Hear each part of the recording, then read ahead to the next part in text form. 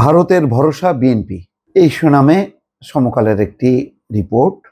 একজন আন্তর্জাতিক বিশ্লেষক, উইলসন সেন্টারের সাউথ এশিয়া ইনস্টিটিউটের পরিচালক মাইকেল কুগেলম্যান, তার অনেকগুলো বাংলাদেশ সম্পর্কিত বিশ্লেষণ সেটি গুরুত্ব সহকারে বিভিন্ন গণমাধ্যম প্রকাশ করে। তিনি কয়েকটি পয়েন্ট উল্লেখ করেছেন, যে বলছেন যে দৃশ্যপটের বাইরে আওয়ামী লীগ, জুলাই গণহত্যার অভিযোগে শিগগিরই ক্ষমতার রাজনীতিতে আসতে পারবে না দলটি। 7 মাসে অন্তর্বর্তী সরকারের সঙ্গে সম্পর্ক স্বাভাবিক হয়নি। ইসলামপন্থী দল ও গণঅভ্যুত্থানের ছাত্র নেতৃত্ব নেমেছে কট্টর বিরোধিতা। এই অবস্থায় প্রতিবেশী ভারত বিপাকে পড়েছে। তবে সময় গড়ানো বাংলাদেশের পরিবর্তে দীর্ঘদিন আওয়ামী লীগের সঙ্গে সম্পর্ক রক্ষা করা দেশটি বাস্তবতা মেনে নিচ্ছে। আগামীতে বিএনপির কাঁধে ভর করেই স্বস্তি খুঁজতে চাইছে, বিশেষ করে জামাতের সঙ্গে। এখানে রিপোর্টের ওনার যে বিশ্লেষণ দেখলাম, যে বলছে যে জামাতের সঙ্গে সম্পর্ক যতটা ছিন্ন করছে ততই বেশি ভারত আশাবাদী হচ্ছে। এবং এখানে একটা পাল্টাপাল্টি অবস্থান, যে বিএনপি আর জামাত অন্তত এখানে এক হবে না নির্বাচন ইস্যুতে। এই জন্য জামাতও বুঝতে পেরেছে, জামাত এই জন্য আলাদা জোট করছে, বিএনপিও জোট করছে। জামাত যাতে সবগুলো ইসলামী দলকে সাথে না নিতে পারে সেই চেষ্টাটা বিএনপি করছে।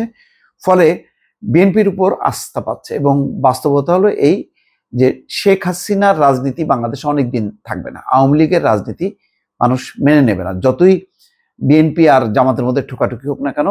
যেহেতু আপাতত বা অদূর ভবিষ্যতে শেখ হাসিনা এবং আওয়ামী লীগের কোনো ভবিষ্যৎ নেই, এখন ভারত বিএনপির উপর ভর করেছে। তারা মনে করছে যদি জামাত থেকে বের হয়ে আসে এবং একটা নির্বাচিত সরকার সামনে আসে, তাহলে তার সাথে ভারত সম্পর্ক স্থাপন করবে। কোনোভাবেই এই ইউনূস সরকারের সাথে করবে না। ভারতের বিশ্লেষণ, যে ইউনূস সরকারকে পুরোটাই পরিচালিত করছে জামাত, মৌলবাদীরা, জঙ্গিরা। এবং দেশের সেনাপ্রধান জেনারেল উপেন্দ্র দ্বিবেদীও ইঙ্গিত দিচ্ছেন যে ঢাকা দিল্লির দ্বিপক্ষীয় সম্পর্ক স্বাভাবিক হবে যখন সেই দেশটিতে নির্বাচন হবে। এবং দিল্লি এখন চাপ দিচ্ছে যে দ্রুত নির্বাচন হোক। ইউরোপের দেশগুলো ইতিমধ্যে এটি নিয়ে বেশ আগ্রহ প্রকাশ করেছে, যে বেশি দিন নির্বাচিত সরকার ছাড়া চলানো যাবে না। এবং নির্বাচিত সরকার ছাড়া তারা বাংলাদেশের সাথে সম্পর্ক স্থাপন করতে পারবে না। বাণিজ্যিক এবং অর্থনৈতিক সম্পর্কগুলো স্থাপন করতে গেলে একটা নির্বাচিত সরকার লাগবে। এই ইস্যুতে তারা সরকারকে বলছে নির্বাচন দাও। সরকারও বুঝতে পেরেছে এবং এই জন্যই ডিসেম্বরের মধ্যে নির্বাচনের প্রস্তুতি নিচ্ছে। যাই হোক, এখন বিএনপিও হয়তো কেউ কেউ বলছেন যে তারা আশা করছে যে ভারত তার যে মেকানিজম আছে সেই চাপাচাপি করলে ইউনূস সরকার বাধ্য হবে। এবং ফলে বিএনপি যেমন ভরসা করছে ভারতকে, ভারতও ভরসা করছে বিএনপিকে। এগুলি সবই ওই মাইকেল কুগেলম্যানের এবং অন্যান্য বিশ্লেষকদের আলোচনা, যে 10টা কষ্ট এই বিষয়গুলো নিয়ে একটা যে সম্পর্কে দূরত্ব তৈরি হয়েছিল, সেই দূরত্বটা তারা স্বাভাবিক করছে। তারা মনে করছে যে বাংলাদেশকে চাপ দিয়ে লাভ নেই, বাংলাদেশকে যত চাপ দেবে তত চীন, পাকিস্তান ঢুকতে থাকবে। সুতরাং এখন ভারত বিএনপির উপর ভর করছে। বিএনপির উপর ভর করেই তারা সম্পর্কটা স্বাভাবিক করতে চাচ্ছে।